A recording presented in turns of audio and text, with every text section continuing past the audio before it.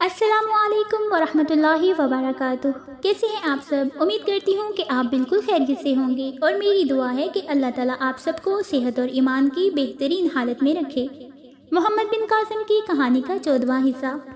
زبیر نے جواب دیا، ہمارے ساتھ سندھ والوں کے تعلقات اس قدر برے نہیں۔ پچھلے دنوں ابوالحسن کے متعلق پوچھنے کے لیے ولی مکران وہاں گیا تھا۔ راجہ اس کے ساتھ غرور سے ضرور پیش آیا، لیکن اس پر دست درازی نہیں کی۔ گنگو نے جواب دیا، اس کا جہاز خالی ہوگا، لیکن آپ کے جہاز پر ہاتھی ہیں اور وہ اپنی فوجی طاقت بڑھانے کے لیے ہاتھیوں کی ضرورت محسوس کرتا ہے۔ اس کے علاوہ آپ کے ساتھ عورتیں ہیں جس کے لیے ان کے دل میں کوئی عزت نہیں۔ دیبل، گنگو، کالو، واسو اور موتی کے علاوہ باقی تمام قیدی دیبل سے چند کو دور ایک غیر آباد مقام پر اتار دیے گئے۔ گنگو ابوالحسن کا سراغ لگانے کا بیڑا اٹھا چکا تھا، اس لیے اس نے ایک گجراتی تاجر کے بھیس میں اپنے باقی ساتھیوں کے ہمراہ دیبل کی بندرگاہ پر اترنے کا فیصلہ کیا۔ جے رام اس مہم میں گنگو کی مدد کرنے کا وعدہ کر چکا تھا، تاہم اس نے زبیر کو بار بار یہ یقین دلانے کی کوشش کی تھی کہ حکومت سندھ ایسا نہیں کر سکتی۔ اگر ابوالحسن کا جہاز دیبل کے آس پاس لوٹا گیا ہے تو دیبل کے حاکم اور راجہ کو یقیناً اس کی خبر نہیں ہوگی۔ زبیر نے جواب دیا، مجھے خود یہ شبہ نہیں، لیکن میں نہید کے شبہات دور کرنا چاہتا ہوں۔ شام سے کچھ دیر پہلے یہ جہاز دیبل کی بندرگاہ پر لنگر انداز ہوئے۔ مایا دیوی نے تمام عرب عورتوں کو اپنے ساتھ لے جانے کے لیے اصرار کیا۔ جے رام نے تمام ملاحوں کو دعوت دی، لیکن گنگو نے دلیپ سنگھ کے کان میں کچھ کہا اور اس نے جے رام کو مشورہ دیا کہ آپ کئی ماہ کے بعد دیبل واپس جا رہے ہیں، ممکن ہے کہ آپ کی جائے قیام پر کسی اور کا قبضہ ہو، اور یہ بھی ممکن ہے کہ دیبل کا حاکم انہیں شہر میں جانے کی اجازت دینے میں کوئی عذر پیش کرے۔ جے رام نے جواب دیا، اسے کیا عذر ہو سکتا ہے؟ وہ خود آپ کا میزبان بننے پر اصرار کرے گا۔ اگر آپ میری مدد نہ کرتے تو کاٹھیاوار کے بیشے قیمت تحائف راجہ کے پاس نہ پہنچ سکتے۔ اب تو راجہ پر بھی آپ کا حق ہے۔ زبیر نے جواب دیا، آپ شہر کے گورنر سے ملائیں، پھر ہمیں آپ کے ساتھ چلنے میں کوئی اعتراض نہ ہوگا۔ مایا دیوی نے کہا، بھیا آپ جائیں، اگر آپ کے مکان پر کوئی اور قابض ہوا تو یہ بہت بری بات ہوگی۔ آپ مہمانوں کو ٹھہرانے کا انتظام کر آئیں، میں اتنی دیر میں بہن نہید کے پاس ٹھہروں گی۔ جے رام نے بندرگاہ سے ایک آدمی بلا کر اسے تحائف کا صندوق اٹھانے کا حکم دیا اور سیدھا دیبل کے گورنر پرتاپ رائے کے محل میں چلا گیا۔ پرتاپ رائے نے کاٹھیاوار کے تحائف کے ذکر کے سوا اس کی باقی سرگزشت بے توجہی سے سنی، لیکن جب اس نے یہ بتایا کہ اسے ڈاکوؤں سے بچا کر یہاں پہنچانے والے سرندیپ کے جہاز ہیں، تو اس نے چونک کر سوال کیا، کیا یہ وہی جہاز تو نہیں جن پر سرندیپ نے راجہ کے عربوں کو ہاتھی بھیجے ہیں؟ ہاں، لیکن آپ کو یہ کیسے معلوم ہوا؟ یہ میں بعد میں بتاؤں گا، پہلے میرے سوال کا جواب دو۔ اس پر عرب بچے اور عورتیں بھی ہیں؟ ہاں، یہ جہاز بحری ڈاکوؤں کے 2 جہاز کو ڈبو چکے ہیں۔ اس کا مطلب یہ ہے کہ وہ اچھی طرح مسلح ہیں۔ وہ بندرگاہ سے روانہ تو نہیں ہو گئے؟ نہیں، میں مسافروں کو اپنے پاس 1 یا 2 دن مہمان رکھنا چاہتا ہوں۔ انہوں نے مجھ پر بہت احسان کیے ہیں۔ میں آپ سے یہ پوچھنے آیا تھا کہ آپ کو ان کے شہر میں ٹھہرنے پر کوئی اعتراض تو نہیں؟ اعتراض نہیں، وہ باقی تمام عمر ہمارے مہمان رہیں گے۔ میں مہاراج سے ان کے جہاز لوٹنے اور انہیں گرفتار کرنے کی اجازت حاصل کر چکا ہوں۔ اگر اس محل پر بجلی گر پڑتی تو بھی شاید جے رام اس قدر بدحواس نہ ہوتا۔ وہ ایک لمحہ کے لیے بے جان مجسمے کی طرح بے حس و حرکت کھڑا رہا۔ بالآخر اس نے سنبھل کر کہا، آپ مذاق کرتے ہیں؟ پرتاپ رائے نے ذرا تلخ لہجے میں جواب دیا، میں بچوں کے ساتھ مذاق کرنے کا عادی نہیں۔ ہمیں سندھی تاجروں سے ان جہازوں کی آمد کی اطلاع مل گئی تھی، اور مہاراج کا حکم بھی یہی ہے کہ ان جہازوں کو چھین لیا جائے۔ مہاراج تحائف کا یہ صندوق دیکھنے سے زیادہ اس بات سے خوش ہوں گے کہ آپ مال و متاع سے بھرے ہوئے 2 جہاز یہاں لے آئے ہیں۔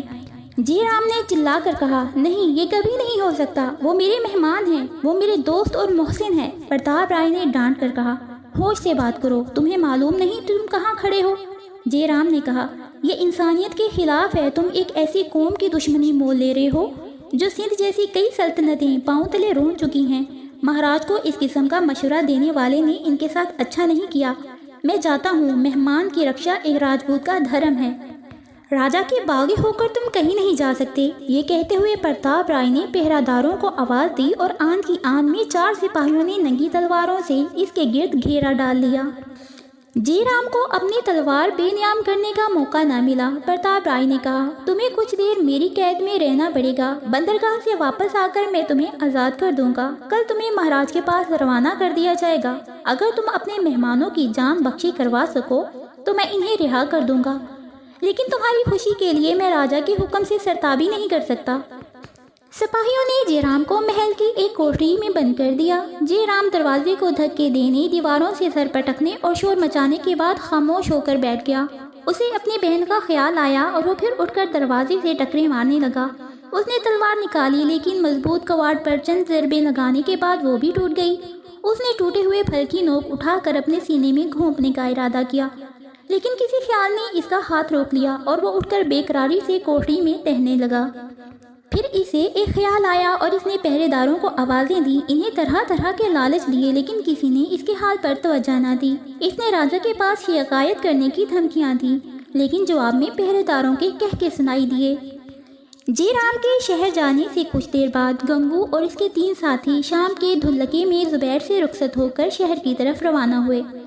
शहर में दाखिल होते ही इन्हें 15-20 सवार और इनके पीछे तकरीबन 150 पैदल सिपाही बंदरगाह का रुख करते हुए दिखाई दिए। गंगू का माथा ठनका और वो अपने साथियों की हमरा एक तरफ हटकर खड़ा हो गया। सवार और पैदल गुजर गए तो गंगू ने अपने साथियों से कहा, शहर का सरदार मुसल्लह सिपाही लेकर बंदरगाह की तरफ जा रहा है। उनकी रफ्तार से ये जाहिर होता है कि उनकी नीयत ठीक नहीं, हमें वापस चलना चाहिए। कालू ने कहा, अगर वो वाकई किसी बुरी नीयत से जा रहे हैं तो हम लौटकर क्या कर सकते हैं? इन्हें तो जहाज़ों के लंगर उठाने और बादबान खोलने का भी मौका नहीं मिलेगा। हमें अपनी फिक्र करनी चाहिए। गंगू ने कहा, अगर तुम मेरा साथ छोड़ना चाहते हो तो तुम्हारी मर्जी, लेकिन मैं ज़रूर जाऊंगा। और वासु, मोती, तुम भी अगर चाहो तो जा सकते हो। इन दोनों ने यकजुबान होकर कहा, नहीं, हम तुम्हारे साथ हैं। कालू नादम सा होकर बोला, मैं भी आपके साथ हूँ, लेकिन हम क्या कर सकते हैं? गंगू ने जवाब दिया, ये हम वहाँ पहुँच कर देखेंगे। मोती ने कहा, मालूम होता है जयराम ने अपने मोहसनों को धोखा दिया है। गंगू ने जवाब दिया, हो सकता है, लेकिन अगर इसकी नीयत बुरी होती तो वो अपनी बहन को वहाँ क्यों छोड़ जाता? वासु ने कहा, ये समझना मुश्किल नहीं। वो अपनी बहन को इसलिए इनके पास छोड़ गया था कि वो इसके जाने के बाद बंदरगाह पर ठहरने का इरादा तब्दील ना कर दे। मेरा ख्याल है कि वो लड़की भी इस साजिश में शरीक थी।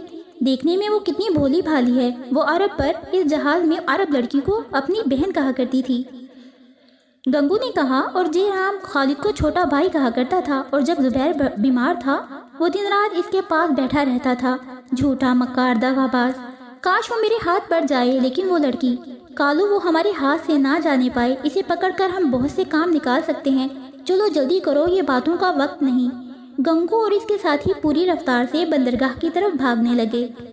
अरब मलाह जहाज पर नमाज मगरिब अदा करने के बाद दुआ कर रहे थे कि दलीप सिंह ने अपने जहाज से इनके जहाज पर पहुंचकर इन्हें बंदरगाह की तरफ मतवज्जा किया। जुबैर और इसके साथी साहिल पर मुसल्लह सिपाही देखकर बहुत परेशान हुए। 4 आदमी एक कश्ती में सवार होकर जहाज पर पहुंचे और इनमें से एक ने सिंधी जुबान में कहा, दीपल के हाकम सरदार प्रताप राय आप लोगों को खुशामदीद कहते हैं। वो इन जहाज के अफसरों से मिलना चाहते हैं। दलीप सिंह ने प्रताप राय के पैगाम रसा से पूछा, लेकिन जयराम कहाँ है? इसने जवाब दिया, वो महाराज प्रताप राय से मिलकर आप लोगों की दावत का इंतजाम करने के लिए अपनी क़यामगाह पर चले गए हैं। महाराज खुद आपके इस्तकबाल के लिए आए हैं। दलीप सिंह ने जुबैर से अरबी में कहा, ये ज़रूर कोई फरेब है, लेकिन हमारे लिए जाने के सिवा कोई चारा नहीं। जुबैर ने जवाब दिया, मैं खुद हैरान हूँ कि दीबल का हुक्मरान इतने सिपाही साथ लेकर क्यों आया है, लेकिन मुझे जयराम से फरेब की तौका नहीं। इसकी बहन इस जहाज पर है। एलची ने फिर पूछा, मैं महाराज के पास क्या जवाब ले जाऊं? जुबैर ने कहा, हम तुम्हारे साथ चलते हैं। जुबैर और दलीप सिंह कश्ती में सवार होकर साहिल पर पहुंचे। दलीप सिंह प्रताप राय के सामने झुककर अदाब बजा लाया, लेकिन जुबैर की गर्दन में खम ना आने पर प्रताप राय ने कहा, तो तुम अरब के बाशिंदे हो, तुम में से किसी को बड़ों का अदब करना नहीं आता? दलीप सिंह ने जवाब दिया, इनके मजहब में इंसानों के आगे झुकना पाप है। प्रताप राय ने जवाब दिया, हमारे पास रहकर इसे इंसानों के सामने झुकना भी आ जाएगा। दलीप सिंह ने पूछा, आपका मतलब? प्रताप राय ने जवाब दिया, कुछ नहीं, तुम्हारे जहाज़ों पर क्या है? दलीप सिंह ने कहा, जयराम ने आपको सब कुछ बता दिया होगा, आप हमसे क्यों पूछते हैं? जयराम ने जो कुछ बताया है अगर वो सही है तो ये जहाज़ यहाँ से नहीं जा सकते। जहाज़ यहाँ से नहीं जा सकते? वो क्यों? یہ راجا کا حکم ہے۔ دلیپ سنگھ نے چاروں طرف دیکھا۔ زبیر اور اس کے گرد مسلح سپاہیوں کا گھیرا تنگ ہو چکا تھا۔ اس نے عربی زبان میں زبیر کو صورتحالات سے آگاہ کیا اور زبیر کے سمجھانے پر وہ پرتاپ رائے سے مخاطب ہوا۔ یہ سندھ کے نادر ملاحوں کی کشتیاں نہیں جن پر آپ دست درازی کر سکیں، یہ عربوں کے جہاز ہیں۔ اس پر اس قوم کی بیٹیاں سوار ہیں جو سرکشوں اور باغیوں کے مقابلے میں آندھی کی طرح اٹھتی ہیں اور بادل کی طرح چھا جاتی ہیں، جو آسمان سے بجلیاں گرتی دیکھ کر نہیں ڈرتے، وہ ان کی تلواروں سے پناہ مانگتے ہیں۔ پرتاپ رائے نے غضبناک ہو کر تلوار نکال لی۔ دلیپ سنگھ اور زبیر نے تلواریں کھینچنے کی کوشش کی، لیکن کئی ننگی تلواریں اور چمکتے ہوئے نیزوں نے ان کے ہاتھ روک لیے۔ پرتاپ رائے نے کہا، تم سندھی معلوم ہوتے ہو، لیکن تمہاری رگوں میں کسی بزدل، کمینے اور غدار آدمی کا خون ہے۔ دلیپ سنگھ نے جواب دیا، دنیا میں سب سے بڑی غداری اور کمینگی اپنے مہمان کو دھوکہ دینا ہے، اور مجھے یہ کہنے میں باک نہیں کہ تم۔ دلیپ سنگھ کا فکرہ پورا نہ ہوا تھا کہ پرتاپ رائے کی تلوار کی نوک نے اس کے سینے میں اتر گئی اور وہ تیورا کر زمین پر گر پڑا۔ زبیر نے جھک کر اسے ہاتھوں کا سہارا دیا۔ اس نے ایک جھرجھری لے کر زبیر کی طرف دیکھا اور کہا، زبیر، تمہارے ساتھ میرا سفر ختم ہوا۔ میں دل پر ایک بھاری بوجھ لے کے جا رہا ہوں۔ میں جہالت کی گود میں پلا۔ ابو الحسن نے مجھے انسان بنایا اور تم نے میرے دل میں اسلام کے لیے ایک تڑپ پیدا کی، لیکن نہ معلوم کیوں کہ میں اب تک اپنے ضمیر کی آواز بلند کرنے سے جھجکتا رہا۔ میں لوگوں کی نظروں سے چھپ کر نمازیں پڑھ چکا ہوں، روزے رکھ چکا ہوں، لیکن اپنے مسلمان ہونے کا اعلان کرنے سے جھجکتا رہا۔ اب میں ارادہ کر رہا تھا کہ بصرہ پہنچ کر مسلمان ہونے کا اعلان کروں، لیکن خدا کو یہ منظور نہ تھا۔ مجھے نہید کا افسوس ہے۔ خدا را اسے بے رحم دشمن کے ہاتھوں سے بچائیے۔ میرے دوست، مجھے بھول نہ جانا، میرے لیے دعا کرنا۔ دلیپ سنگھ نے پھر ایک جھرجھری لے کر آنکھیں بند کر لی، چند بار کلمہ توحید دہرایا۔ اس کی آواز خفیف اور مدھم ہوتی گئی، ہونٹ کپ کپائے، بھیجے اور ایک دوسرے سے علیحدہ ہو گئے۔ بصرہ کے مسافر کی پتھرائی ہوئی آنکھیں کسی ایسی منزل کو دیکھ رہی تھیں جس کے مسافر واپس نہیں آتے۔ دلیپ سنگھ دائمی نیند کی گود میں جا چکا تھا۔ زبیر نے انا للہ و انا الیہ راجعون کہا اور دلیپ سنگھ کا سر زمین پر رکھ کر حقارت سے پرتاپ رائے کی طرف دیکھنے لگا۔ سپاہی کشتیوں پر سوار ہو کر تیر برساتے ہوئے جہازوں کا رخ کر رہے تھے اور جہازوں سے تیروں کا جواب بھی تیروں میں آ رہا تھا۔ زبیر کے لیے تمام راہیں فرار کی بند ہو چکی تھیں۔ پرتاپ رائے کے اشارے سے 8-10 سپاہی اس پر پل پڑے اور اسے رسیوں سے جکڑ کر زمین پر ڈال دیا۔ زبیر حسرت سے اپنے جہازوں کی طرف دیکھ رہا تھا۔